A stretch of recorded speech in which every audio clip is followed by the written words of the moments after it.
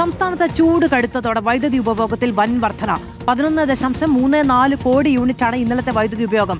ഈ മാസത്തെ ഏറ്റവും ഉയർന്ന ഉപഭോഗമാണിത്. ചൂട് കൂടിയതോടെ ആശുപത്രികളിൽ ഹീറ്റ് സ്ട്രോക്ക് ക്ലിനിക്കുകൾ ആരംഭിച്ചു.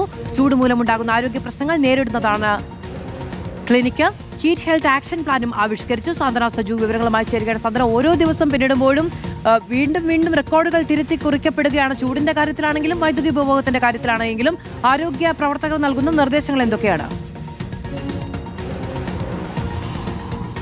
മാധു സൂചിപ്പിച്ചതുപോലെ തന്നെയാണ് ഓരോ ദിവസം കഴിയും തോറും വലിയ രീതിയിൽ ചൂട് കൂടി വരികയാണ്. നമ്മൾ ഈ വേനൽക്കാലത്തിന്റെ ഒരു പാരമ്യത്തിലേക്കൊക്കെ എത്തിയിട്ടുണ്ട് എന്ന് തന്നെ പറയാം. പകൽ ചൂടും രാത്രി ചൂടും ഒരുപോലെ തന്നെ കൂടുകയാണ്. അതുകൊണ്ട് തന്നെ വൈദ്യുതി ഉപയോഗവും കുതിച്ചുയരുന്ന ഒരു സാഹചര്യമാണ് മാധു ഉള്ളത്. ഇപ്പോൾ ഏറ്റവും പുതുതായി KCB പുറത്തുവിട്ട കണക്കുകൾ നോക്കുകയാണെങ്കിൽ ഇന്നലത്തെ വൈദ്യുതി ഉപയോഗത്തിൽ വർധന ഉണ്ടായിട്ടുണ്ട് എന്നുള്ള കാര്യം തന്നെയാണ് രേഖപ്പെടുത്തിയിരിക്കുന്നത്. ഇന്നലത്തെ വൈദ്യുതി ഉപയോഗം 11.34 കോടി യൂണിറ്റായി ഉയർന്നിരിക്കുകയാണ് മാധു. അത് ഈ മാസത്തെ ഏറ്റവും ഉയർന്ന വൈദ്യുതി ഉപയോഗത്തിന്റെ കണക്കാണ്. അതുപോലെ തന്നെ വൈകുന്നേരങ്ങളിലെ വൈദ്യുതി ആവശ്യകത അതും ഉയർന്നിട്ടുണ്ട്.